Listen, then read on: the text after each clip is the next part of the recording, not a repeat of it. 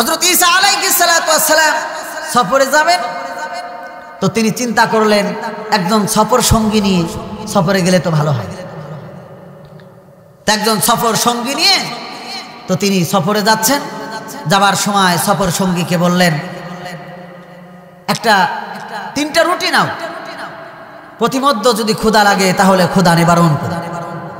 ঈসা আলাইহিস সালাতু ওয়াস সালামের কথা মতো সফর সঙ্গী 3টা রুটি নিয়ে ঈসা আলাইহিস সালাতু ওয়াস সালামের সাথে চললেন। চলতে চলতে চলতে চলতে প্রতিমধ্য গিয়ে ক্ষুধা লাগছে। ঈসা নবী বললেন, তাহলে একটা রুটি বের করো, রুটি খেয়ে তাহলে আমরা আবার যাত্রা শুরু করি। তো রুটি বের করছে, একটা রুটি খাইছে।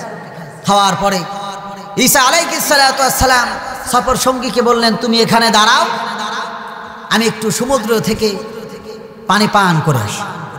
তো তিনি পানি পান করতে গেছে। পানি পান করে এসে সফর সঙ্গীকে আবার সাথে করে নিয়ে আবার যাত্রা শুরু করছে। তো যাচ্ছেন, যেতে যেতে হঠাৎ আমার কিছু দূর যাওয়ার পরে বলছে যে যেই 2টি রুটি আছে ওই 2টি রুটি আমাকে দাও। সফর সঙ্গী বলে, রুটি 2টি তো আমার কাছে নাই, কি হয়েছে? কয় আমি জানি না। কয় তুমি খেয়ে ফেলেছো? কয় না আমি জানি না। তো ঈসা আলাইহিস সালাতু ওয়াস সালাম সফর সঙ্গীকে নিয়ে যাচ্ছে। হঠাৎ করে একটা সমুদ্র সামনে পড়েছে। ঈসা আলাইহিস সালাতু ওয়াস সালাম সফর সঙ্গীকে বললেন, আমার হাতটা ধর। হাতটা ধরলেন, বিনা নৌকায় ঈসা আলাইহিস সালাতু ওয়াস সালাম নদী পার হয়ে গেলেন। সুবহানাল্লাহ। বিনা নৌকায় যখন পার হয়ে গেলেন, ঈসা নবী তার সফর সঙ্গীকে বললেন, আমার তুমি সত্য করে বলো, যেই 2টি রুটি ছিল এর 2টা রুটি কে খেয়ে ফেলেছে? যুবক বলে, আমি তো জানি না, কে খেয়েছে আমি জানি না। ঈসা নবী আবার চলতে লাগলেন। যেতে যেতে যেতে যেতে হঠাৎ দেখতে পাইলেন একটা হরিণী, তার সাথে 2টি বাচ্চা। হঠাৎ করে ঈসা আলাইহিস সালাতু ওয়াস সালাম হরিণীকে ডাক দিলেন। ডাক দিয়ে তাকে জবাই করলেন। জবাই করে ভুনা করলেন, তাকে খাওয়ালেন, নিজেও খেলেন। হাড্ডি গুড্ডি এদিকে সেদিকে ছড়িয়ে ছিটিয়ে ফেললেন। ঈসা আলাইহিস সালাতু ওয়াস সালাম আল্লাহর কাছে বলেন, আল্লাহ ওই হাড্ডি গুড্ডিকে আবার হরিণে পরিণত করে দাও। সুবহানাল্লাহ। তো ওই যুবকের সামনে হাড্ডি গুড্ডি একত্রিত হয়ে আবার হরিণ হয়ে হরিণী হয়ে হরিণী তার ওই বাচ্চাদের কাছে ফিরে চলে গেল। সুবহানাল্লাহ। এই দৃশ্য দেখার পরেও ঈসা নবী যুবককে বললেন, এখন তুমি সত্য কথা বলো, যেই আল্লাহ আমাকে বিনা নৌকায় নদী পার করলেন, সেই রবের কসম দিয়ে বলি, তুমি বলো আমার রুটি কই গেল? কয় আমি জানি না। বললেন, যেই আল্লাহ আমাকে একটা হরিণী এনে জবাই করলাম, ভুনা করলাম, তোমাকে খাওয়াইলাম, হাড্ডি গুড্ডি এদিক সেদিকে ছড়িয়ে ছিটিয়ে ফেললাম, সেগুলো আল্লাহর হুকুমে আল্লাহ তাআলা আবার জীবিত করলেন। হরিণী তার বাচ্চাদের কাছে ফিরে গেলেন। এটা কে করালেন? আল্লাহ করালেন। সেই আল্লাহর কসম দিয়ে বলে, তুমি বলো আমার সেই রুটি 2টা কোথায়? সফর সঙ্গী বলে, আমি জানি না। ঈসা আলাইহিস সালাতু ওয়াস সালাম সফর সঙ্গীকে নিয়ে আবার চলতে লাগলেন। যেতে যেতে যেতে যেতে হঠাৎ করে মরুভূমিতে গিয়ে কিছু বালু একত্রিত করলেন।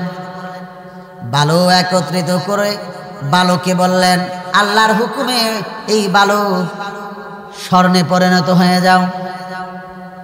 তো ঈসা আলাইহিস সালাতু ওয়াস সালাম যখন বললেন, আল্লাহর হুকুমে এই বালুর স্তূপটা স্বর্ণে পরিণত হয়ে যাও, বালুর স্তূপটা স্বর্ণে পরিণত হয়ে গেল। সুবহানাল্লাহ। এবার ঈসা নবী স্বর্ণের স্তূপটা 3 ভাগে ভাগ করলেন। কয় ভাগ করলেন? 3 ভাগ করলেন। ঈসা আলাইহিস সালাতু ওয়াস সালাম 3 ভাগ করে স্বর্ণর খণ্ডটা 3 ভাগ করে সফর সঙ্গীকে বললেন, 1 ভাগ হলো আমার, 1 ভাগ তোমার, আর 1 ভাগ হলো তার যে আমার ওই রুটি চুরি করেছে। 1 ভাগ আমার, 1 ভাগ তোমার, আর 1 ভাগ হলো তার যে রুটি চুরি করেছে। এবার সফর সঙ্গী বলে, এবার যুবক বলে, এই রুটি তো আমি খেয়ে ফেলেছি। ঈসা নবী বললেন, তুমি যেহেতু রুটি খাইছো যাও।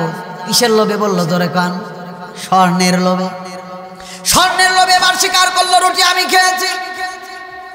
ঈসা নবী বললেন, আমার স্বর্ণের দরকার নাই, ধরো এই 3 ভাগ স্বর্ণ তুমি নিয়ে নাও। যুবককে 3 ভাগে দিয়া দিলেন। দেওয়ার পরে যুবককে বললেন, তুমি তোমার রাস্তা ধরো, আমি আমার রাস্তা ধরি। ঈসা নবী তাকে রেখে স্বর্ণের 3 ভাগ দিয়েই তিনি চলে গেলেন।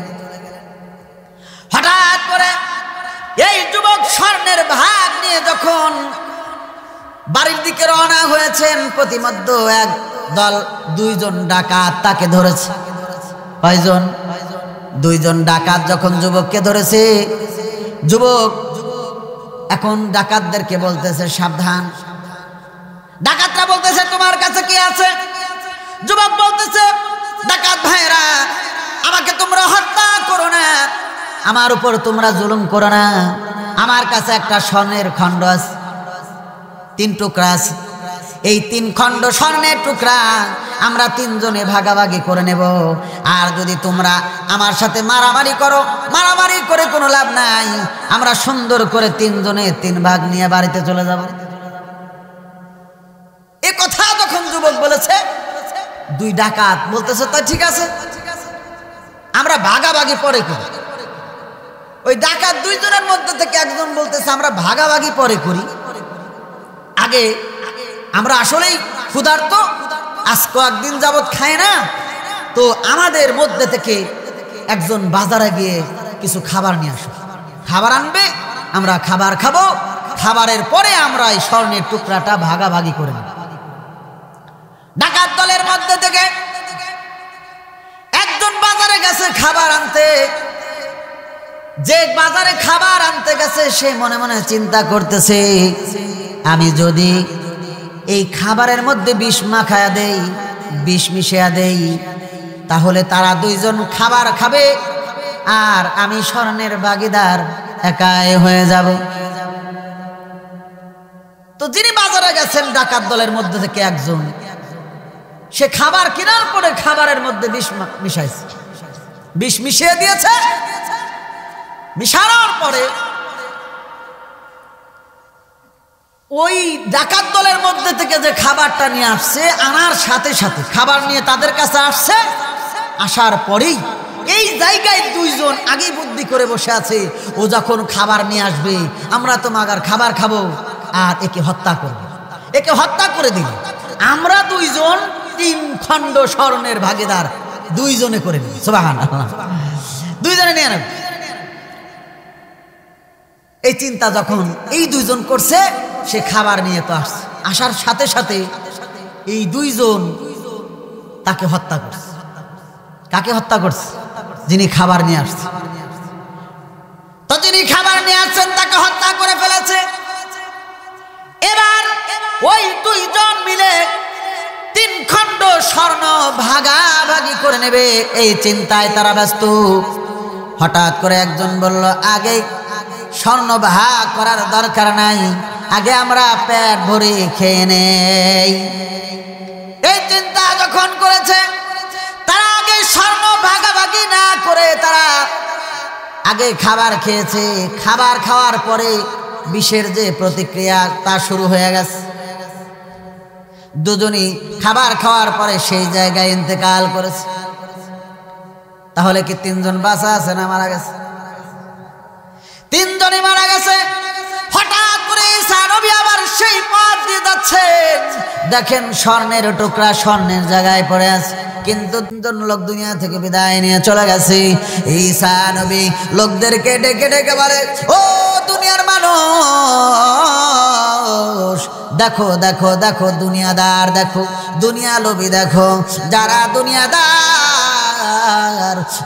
দুনিয়ার জায়গায় পড়ে থাকবে, তুমি কবরের যাত্রী হয়ে যাবা। সাবধান সাবধান, দুনিয়াদার হয়ে কবরে যাও না, তাহলে জাহান্নাম ছাড়া আর কোনো উপায় নাই। ঠিক না বা ঠিক জোরে কান। এই জন্য যুবক ভাইয়েরা, ও বৃদ্ধ বাবারা, ও মর্দানিসীন মা বোনেরা, দেখতে দেখতে দেখতে দেখতে সময় শেষ হয়ে গেল, 60 বছর হয়ে গেল, 80 বছর হয়ে গেল, এখনো ঘুম ভাঙে নাই, মাথার চুল পাকছে, দাড়ি পাকছে। হাইরে প্রতিদিন আজরাইল ঘরের দরজায় এসে উকি মেরে যায় আর বলে যায়, হাইরে প্রস্তুতি নিয়ে নাও, তোমার কিন্তু মরণের বিষয় এসে গেছে। কিন্তু আল্লাহর বান্দা নবীর উম্মত এখনো দুনিয়া করে ছেলে সন্তানের মহে পড়ে, দুনিয়ার লোভে পড়ে আজকে দুনিয়াদার হয়ে গেছো, আখেরাতের সামনা নিয়ে কবরে যাইতে পারতেছো না। সাবধান হয়ে যাও, সাবধান। হাইরে যদি আজকে আমাদের আপনার যদি বদনসিব হয়ে যায়, যদি আল্লাহ তাআলা যদি হাইরে বাম হাতে আমলনামা দিয়ে দেয়, হাসরের ময়দানে আমার আপনার মতো বদনসিবওয়ালা আর একজনও হবে না। যদি আমি আপনি জাহান্নামের অধিবাসী হয়ে যাই, ঠিক না বে ঠিক ধরে কান। এই জন্য ভাইরা আমার, এই জন্য কবরের যাত্রী কিন্তু আমি আপনি হয়ে গেছি, কখন যেন আজরাইল এসে যায়। এই জন্য কবরের সামানা গুছাও, সুদখোর হয়ে মরে যাও না, হ্যাঁ বেনামাজি হয়ে মরে যাও না, ঠিক না বে ঠিক ধরে কান। হাইরে আজকে তো বেনামাজি হয়ে মরে যাইতেছ, সুদখোর হয়ে মরে যাইতেছ, বেনামাজি হয়ে মরতেছো। বেনামাজি যদি হও আর তোমার যদি জানাজা যদি মক্কার ইমাম দেওয়া হয়, কবরে যায় কিন্তু তুমি শান্তি পাবা না। সুদখোর হয়ে যদি তুমি ইন্তেকাল করো, তোমার জানাজা যদি মক্কার সুদাইসি শায়েখ সুদাইসি দেওয়া হয়, তারপরেও কিন্তু কবরটা তোমার জান্নাতের ঘর হবে না, ঠিক না বে ঠিক জোরে কান। হ্যাঁ হবে না। এই জন্য নিজের আমল যদি ভালো না হয়, নিজের আমল যদি ভালো না হয়, মুফতি মুহাদ্দিস সাহেব দিয়া মক্কার ইমাম দিয়া জানাজা করাইলেও কোনো লাভ নাই। অনেক আল্লাহর বান্দা এমন আছে, সন্তান হাফেজে কোরআন বানাইতেছি, মনে মনে চিন্তা করে হাফেজে কোরআন বানাইতেছি, ও যদি আমার জানাজা দেয় তাইলেই তো আমার কবরটা জান্নাতের বাগান হয়ে যাবে। কিন্তু আল্লাহর বান্দা জীবনে কোনোদিন মনের ভুলেও পশ্চিম দিকে হুসুট খায় না, এমন আল্লাহর বান্দা আছে না নাই? আছে না? আছে না? আছে না? আছে।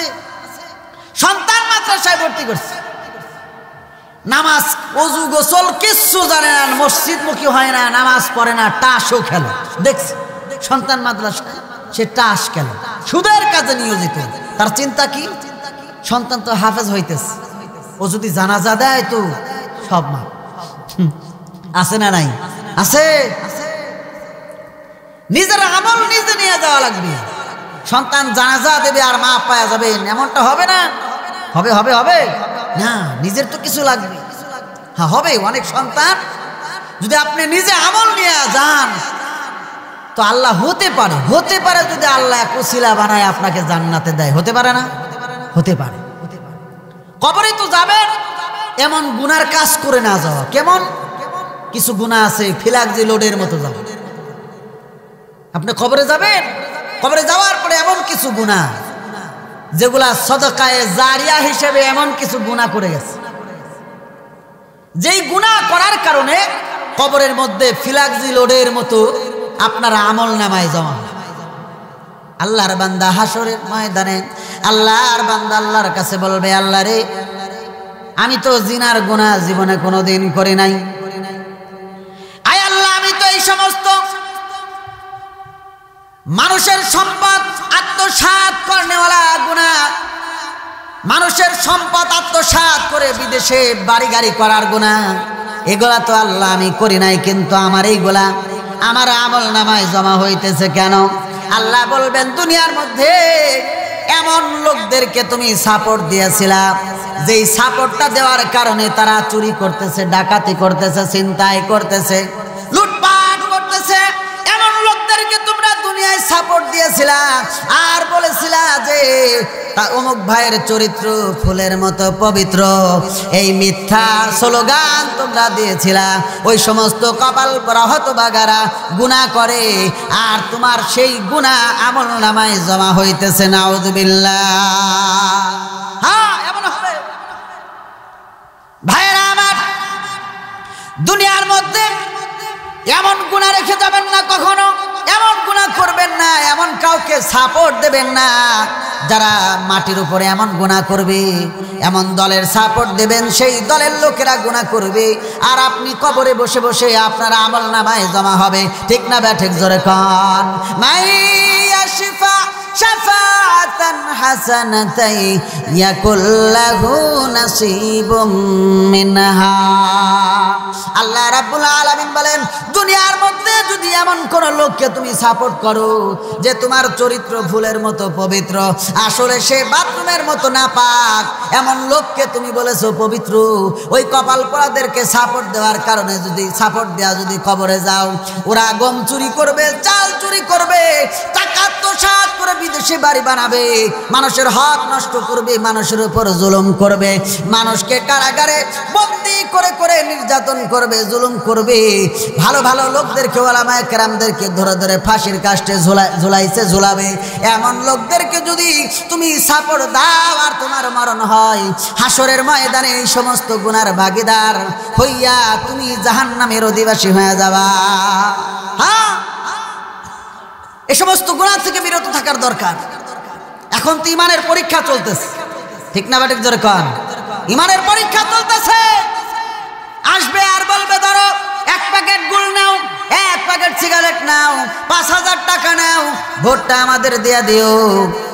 5000 টাকার বিনিময়ে ইমান বিক্রি করে দিলা রে ভাই, কবরে যাওয়ার পরে কবরটা জাহান্নামের গর্ত হয়ে যাবে। হ্যাঁ, অনেক আল্লাহর বান্দা এমন আছে তো, এই যাদেরকে সাপোর্ট দিতেছেন, রাতভর ঘুমান আর কপাল পুরা জিনার কাজে নিয়োজিত থাকে, কপাল পুরা গাজার আড্ডায় থাকে। আপনি 1000 দানার তসবিহ গুনতেছেন, রাতের বেলায় আল্লাহর দরবারে দণ্ডায়মান হয়া তাহাজ্জুদ নামাজে আছেন, কিন্তু কপাল পুরা যারা সাপোর্ট দিছেন সে গাঁজাখোর, হিরোইনখোর, মদখোর, হ্যাঁ, সম্পদ পাচারকারী, এই সমস্ত লোকদের সাপোর্ট দেওয়ার কারণে রাতভর যে তসবিহ গুনতেছেন, আপনারা আমল নামায় তসবিহ নেকি আর ওই সমস্ত বদ আমলের নেকি আপনার জমা হইতেছে। হ্যাঁ, কঠিন। এই জন্য দুনিয়ার মধ্যে এমন কিছু সাদকায়ে জারিয়া হিসেবে নেকি রেখে যাওয়া লাগে, এমন কিছু কাজ করে যেতে হয় যেগুলা কবরে যাওয়ার পরেও আমার আমল নামায় বদ আমল জমা হবে না, আমার আমল নামায় নেকি জমা হবে, নেকি। সুবহানাল্লাহ। হ্যাঁ, এজন্য ভাইরা, এখন তো গুনার সয়লাব চলতেছে, নিজের ইমান বিক্রি করব না। দুনিয়ার মধ্যে এমন একটা সন্তান রেখে যাব, যেই সন্তান আমি ইন্তেকালের পরে অন্তত 5 ওয়াক্ত নামাজে যেই সন্তান বলতে পারে, রব্বির হামহুমা কামা রব্বায়ানি সগীরা। ঠিক না ব্যাটিক? জোরে কোন। হ্যাঁ, এমন সন্তান রেখে যাওয়া লাগবে। 5 ওয়াক্ত নামাজ সন্তান মসজিদে পড়বে আর তোমার জন্য দোয়া করবে, দোয়া। এই সন্তান দিয়াই কবরে গেলে কাজে লাগবে। নেককার সন্তান রেখে কবরে গেলে কি লাগবে? কাজে লাগবে। আর যদি বদকার সন্তান যদি দুনিয়ার মধ্যে রেখে যান, তো বদকার সন্তানের দ্বারাও ফিলাকজি লোডের মতো কবরে বদ আমল যাইতে থাকে। এজন্য ভাইরা, অনেক আল্লাহর বান্দা এখানে আছেন যারা 1000 দানার তসবিহ গোনেন, 5 ওয়াক্ত নামাজ ইমামের পিছনে দাঁড়ায় তাকবীরুল্লাহর সাথে আদায় করেন, কিন্তু তার কন্যা সন্তানটা স্কুল কলেজে পড়াশোনা করে বেপরদায় ঘরে। সকালবেলা যদি একটা গরুকে মাঠে চড়ায়, সন্ধ্যার সময় আবার মালিক গরুটাকে আবার বাড়িতে গোয়াল ঘরে গরুটা রাখে, খোঁজ খবর নেয়, কিন্তু মেয়েটা কোথায় গেল এমন বাবা আছে যে খোঁজ খবর নেয় না। এমন কপাল পরা হতভাগা বাবা আছে না? নাই? আছে না? আছে। রাতের বেলায় সন্তান কোথায় গেল খোঁজ নেয় না, খোঁজ নেয় না। এই জন্যই তো আমরা দেখি এখন বেশিরভাগ এই সন্তানেরা ইয়াবাখোর আর মদখোর আর গাঁজাখোর মাতাল হয়ে গেছে সমাজ। এইটে পরে সন্তান বয়স 12 বছর, ইয়াবার ট্যাবলেট না হইলে তার চলে না, মাথা নষ্ট। কেন? শাসন নাই, কি নাই? শাসন উঠে গেছে। এখন তো মাদ্রাসা থেকে শাসন উঠে গেছে, স্কুল থেকে শাসন উঠে গেছে, নিজের ফ্যামিলি থেকেও শাসন উঠে গেছে। এই কারণেই আজকে দেখা যায় ভালো একজন হাফেজ সাহেব খুঁজে পাওয়া যায় না। হাফেজ বের হয়েছে কয়াদ নাই, কি নাই? ইয়াদ নাই। পড়ছো কোথায়? কয় অমুক জায়গায়। বোঝা যায় কেন? ইয়াদ নাই। কয় হুজুর কোরআন শরীফ হেফজ পড়ছি, মনে নাই। কেন মনে নাই? কারণ হচ্ছে শাসন নাই। সন্তান খারাপ হয়েছে, কেন খারাপ হয়েছে? শাসন নাই। সন্তান রাতের বেলায় বের হইল, কোথায় গেল? আপনি খোঁজ খবর নিলেন না কেন? আপনার তো আপনার সন্তানকে স্মার্ট একটা ফোন দিয়ে দিচ্ছেন। ফোনের ভিতরে আপনার সন্তান কি দেখে? রাতভর ফোন দেখে, কি দেখে? ফোনের ভিতরে আছে কি? জীবনেও খোঁজ খবর নিলেন না। অথচ আপনি ইমামের পিছনে তাকবীরুল্লাহর সাথে নামাজ পড়েন। আপনি তো রাতের বেলায় তাসবিহ করেন, শোয়ার সময় দুরূদ শরীফ পড়ে ঘুমান।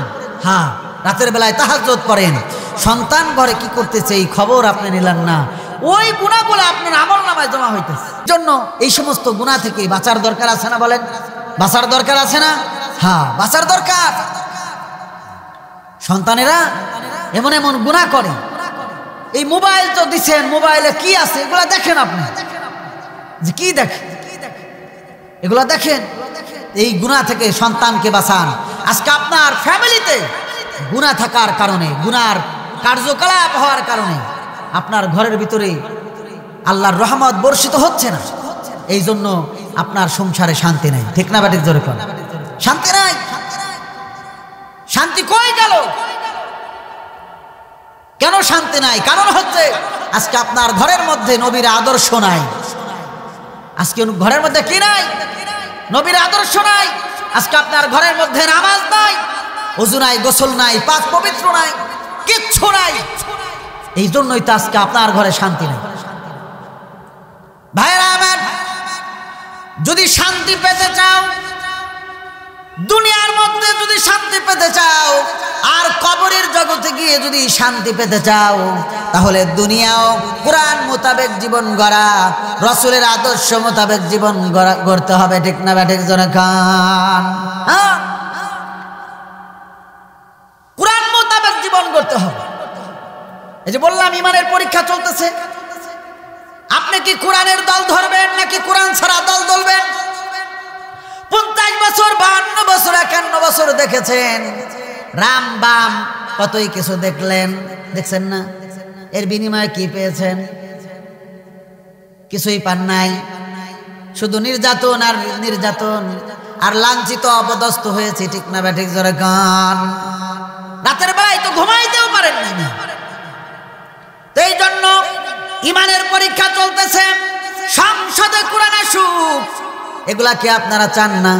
চান না সংসদে কোরআন আসুক? হ্যাঁ, এই আকাঙ্ক্ষা, এই চেতনা, এই দিল নিয়ে কিন্তু সামনের দিকে অগ্রসর হতে হবে, যে সংসদে কোরআন চাই। হ্যাঁ, সংসদে কি চাই? কোরআন চাই। যদি দিন কায়েম হয়, কোরআন যদি সংসদে আসে, বাংলাদেশও আফগানিস্তানের মতো পরিণত হবে। ঠিক না ঠিক জোরে কান? কত শান্তি!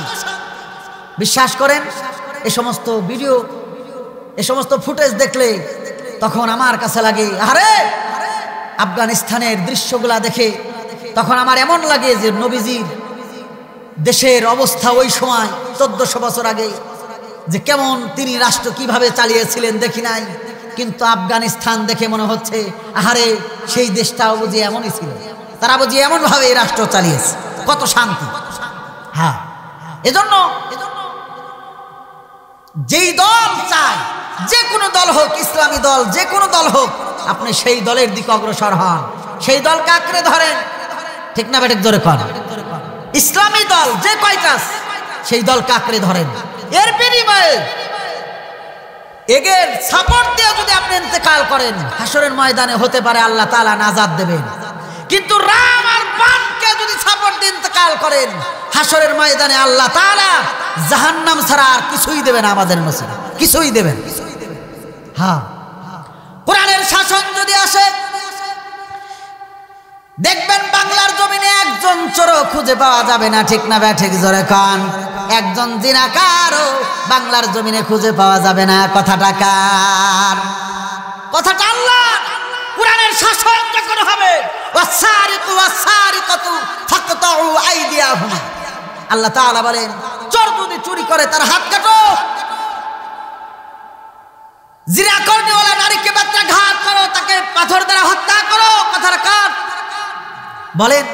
কোরআনের শাসন যদি সংসদে যদি কোরআন আসে, আর যদি এই আইন জারি করা হয় যে চোরকে পার্লামেন্টের সামনে বা বাইতুল মোকাররমের সামনে দাঁড় করায়া চোরের হাতকে কেটে দেয়, বলেন তো 24 ঘন্টার মধ্যে যদি একজন চোরকে যদি বাইতুল মোকাররমের সামনে রেখে যদি তার হাতকে কেটে দেওয়া হয়, আপনি বলেন 24 ঘন্টার মধ্যে একজন চোর বাংলাদেশে খুঁজে পাওয়া যাবে?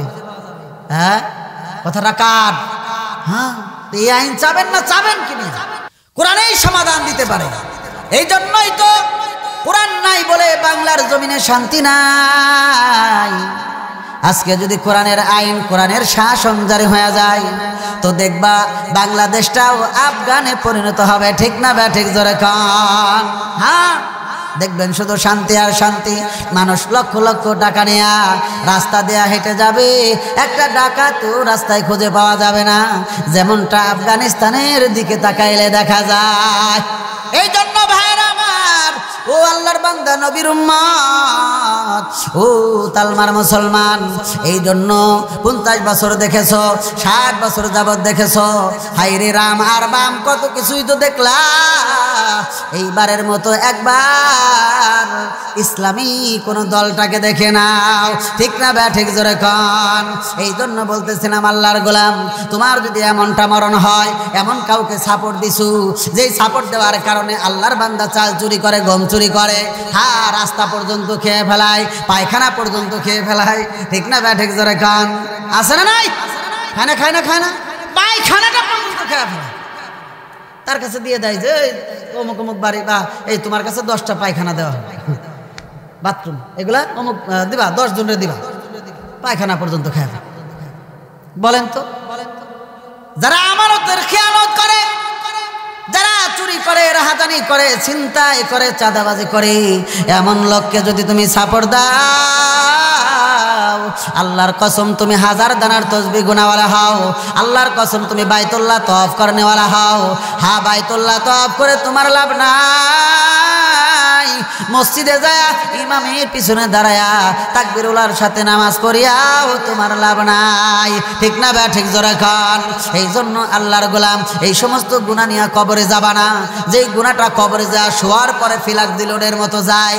এ আমার আল্লাহর বান্দা নবীর উম্মত, হাইরে কবরটা কিন্তু জাহান্নামের গর্ত। হ্যাঁ, কবরটা কিন্তু জাহান্নামের গর্ত। হ্যাঁ, যদি জাহান্নামের গর্ত হয়ে যায়, উপায় নাই, উপায় নাই। সেই জায়গায় কিন্তু তোমার সন্তান যাবে না, সেই জায়গায় তোমার স্ত্রী যাবে না, আত্মীয় স্বজন কেউ যাবে না। হাইরে ভাই আমার, আপনার যখন মরণ হবে, হাইরে মরণের পর যখন গোসল করার জন্য মানুষ ব্যতিব্যস্ত হয়ে যায়, হাইরে একজন যায় বাঁশ কাটতে, একজন যায় কাফনের কাপড় আনতে, একজন যায় হাইরে কাফনের কাপড় আনতে, আর একজন কয়েকজন মিলা গোসল করায়। কয় তাড়াতাড়ি গোসল দেয়া দাও, তাড়াতাড়ি বাঁশের ব্যবস্থা করো, তাড়াতাড়ি খাটিয়ার ব্যবস্থা করো। হাইরে চিন্তা করো, দেখো হাইরে একটু চিন্তা করো, দিলটা এদিক লাগায়া দাও। হাইরে সবাই চায় তাড়াতাড়ি তোমারে কবরে রাখবে, তাড়াতাড়ি তোমাকে রাজপ্রাসাদ থেকে নামায়া দেবে। কয় তাড়াতাড়ি তার গায়ে থেকে, তার শরীর থেকে হাইরে কাপড়গুলা খুলে ফেলো। হাইরে কেউ কিন্তু আপন না, কেউ আপন না। সন্তানও বলে না, না বাবার গায়ে জামা আছে, জামাটা খুইল না। স্ত্রী বলে না যে না না আমার স্বামীকে ঘর থেকে নামায়ও না। হাইরে যখন নিঃশ্বাসটা বের হয়ে যায়, স্বামী স্ত্রী স্বামীকে দূর দূর করে ঘর থেকে তাড়াতাড়ি বের করে দেয়, বের করে দাও। আজকে তো আমার সে স্বামী না, আজ তো সে লাশ হয়ে গেছে। হাইরে কেউ কিন্তু আপন না, তোমার জন্য সবাই ব্যতিব্যস্ত হয়ে গেছে এখন কবরে নামানোর জন্য। আল্লাহর বান্দা যখন তোমারে নিয়া হাইরে গোসল করায়, যদি বদকারামি আপনি হয়ে যায়, গোসল করার সময় তো উমা গরম পানি তোমার শরীরের উপরে ঢালে। আল্লাহর বান্দা বদকার যদি হয়, সে মনে করে দুনিয়ার মধ্যে সবচাইতে উত্তপ্ত গরম পানি আমার শরীরে ঢালা হইতেছে। হাইরে সে হামাও করে কাঁদে, আর বলে ওরে স্ত্রী ওরে সন্তান তোদের জন্য মাথার গাম পায়ে ফেলাইয়া কত কিছু করলাম, কত সম্পদ তোদের জন্য রেখে আসলাম, কত কিছুই না তোদের জন্য করলাম, এতটুকু একটু শান্তির জন্য আজকে আমার শরীরে এত উত্তপ্ত গরম পানি কেন ঢালো? না রে ঢালিস না রে, আমার শরীরে তোরা গরম পানি ঢালিস না, আমি সইতে পারি না। হাইরে যখন গোসলটা হয়ে যায়, হাইরে গোসলটা দেওয়ার পর কাফনের কাপড় পেঁচাইয়া যখন চারবিহারার খাটে করে নিয়ে যাওয়া হয়, তখন আমি আপনি তখন মনে করব, মুর্দার মনে করে হাইরে না জানি এই আত্মীয় স্বজন আমার সাথে যাবে, হাইরে না জানি আমার সন্তান আমার সাথে যাবে, না জানি আমার পাড়া প্রতিবেশী আমার সাথে যাবে। চারবিহারার পালকি করে যখন লোকেরা গোরস্থান পর্যন্ত নিয়ে যায়, হাইরে গোরস্থানে নেওয়ার পর ওই খাটিয়া থেকে যখন মুর্দারকে হাইরে কবরে যখন 2-4 জন ধরে নামায়, আল্লাহর বান্দা মনে করে, মাইয়াত মনে করে না জানি এই লোকেরা আমার সাথে যাবে। যখন মুর্দারকে হাইরে যখন কবরের মধ্যে রাখা হয়, হাইরে 2 জন কবরের মধ্যে নামে, 2 জন কবরের নামে যখন নামে, মুর্দার ব্যক্তি মনে করে হাইরে সবাই তো কবরের উপরে উঠে আসে, সবাই চলে যাবে, কেউ তো আমার সাথে গেল না, না জানি 2 জন আমার সাথে যাবে। হাইরে কবরবাসী যখন এই চিন্তা করে, মাইয়া যখন এই চিন্তা করে, মনে হয় এই 2 জন আমার সাথে যাবে, হঠাৎ করে একজন উঠে যায়। তখন আল্লাহর বান্দা মনে মনে কয় হাইরে 2 জন ছিল, একজন উঠে গেল, আর একজন আছে, সে এখন কাফনের কাপড় হাইরে মুখ খুলবে, হাইরে মুখের বান্ধন খুলবে। সে চিন্তা করে মনে হয় না জানি এই ব্যক্তি আমার সাথে যাবে। ওই লোকটাও যখন উঠে যায়, হাইরে কবরবাসী হাউমাউ করে চিৎকার পেরে কান্না করে, মাইয়াত কবর মাইয়া চিৎকার পেরে কান্নাকাটি করে আর বলে ওরে দুনিয়ার মানুষ, ওরে সন্তান তোদের জন্য এত কিছু করলাম, ঘর বানাইলাম, বাড়ি বানাইলাম, এত সম্পদ তোদের জন্য রেখে আসলাম, আজকে আমাকে একা কবরে রাখিয়া গেলি, কিন্তু কবরটা তো জাহান্নামের গর্ত হয়ে আছে। ও দুনিয়াবাসী আমারে তো কবরে একা একা রাইখা গেলি, কিন্তু আমার কবরটা জাহান্নামের গর্ত হয়ে গেল। আমার জন্য তোমরা দোয়া করো, দোয়া করো যেন আমার কবরটা জান্নাতের বাগিচা হয়ে যায়। ওই আল্লাহর বান্দা নবীর উম্মত, শুধু গুনাহ করতেছো গুনাহ, একবার চিন্তা করো না হাইরে কার গুনাহ করো, হাইরে কার গুনাহ করো, যে মালিক তোমারে এত আদর করে বানাইলো, এত মহাব্বত করে বানাইছে। ওয়ালাকাদ কাররামনা বানি আদম, আল্লাহ কয় আমি বনি আদমকে এত সম্মান দিয়া বানাইছি, হ্যাঁ এত সম্মান দিয়েছি, এত সুন্দর সুরত দিয়ে আমি তারে বানাইলাম। এই জন্যই তো আল্লাহ রাব্বুল আলামিন বলেন ইয়া আইয়ুহাল ইনসান মা গররাকা বিরাব্বিকাল কারীম, মা গররাকা বিরাব্বিকাল কারীম। আল্লাহ রাব্বুল আলামিন বলেন বান্দাদেরকে বলেন, হে মানুষ তোমাকে তোমার মহামহিম পালনকর্তার ইবাদত থেকে তোরে কিসে ফিরে রাখলো? আল্লাযী খলাকাকা ফাসাওয়াকা ফাআদালাক। আল্লাহ কয় আমি তোরে কত সুন্দর করে সূরত দিয়ে, আল্লাহ কয় আমি তোরে কত সুন্দর করে বানাইলাম, তুই তোর দেহের দিকে তাকা, দেখ তোরে কত সুন্দর জোড়া জোড়া দিয়া তোরে আমি আল্লাহ বানাইছি। আল্লাহ কয় আল্লাযী খলাকাকা ফাসাওয়াকা ফাআদালাক ফি আইয়ি সূরাতিন মা শাআ রাক্কাবাক। আল্লাহ রাব্বুল আলামিন বলেন হায়রে তুই কার গুনাহ করস, হায়রে তুই তোর চেহারার দিকে তাকায় দেখ, আমি আল্লাহ তোরে কত সুন্দর আকৃতি দিয়া বানাইছি। আল্লাহু আকবার বলেন। আল্লাহ কয় আমি তোরে কত সুন্দর আকৃতি দিয়া বানাইলাম, যেই মালিক যেই রব তোরে এত সুন্দর আকৃতি দিয়ে বানাইলো, এত সুন্দর সুরাত দিয়ে তোরে বানাইলো। গরু ছাগলের দিকে তাকাও, আল্লাহ গরু ছাগলকে এত সম্মান দেয় নাই, গরু ছাগলকে যেই রিজিক আল্লাহ দেয় সেই গুনাহ করিস না। মসজিদমুখী হও, মসজিদমুখী হও, নামাজি হও, বেনামাজি হইয়া কিন্তু কবরে যাস না রে বাবা। কেন গুনাহ করিস না? মসজিদমুখী হও, মসজিদমুখী হও, নামাজি হও, বেনামাজি হইয়া কিন্তু কবরে যাস না রে বাবা।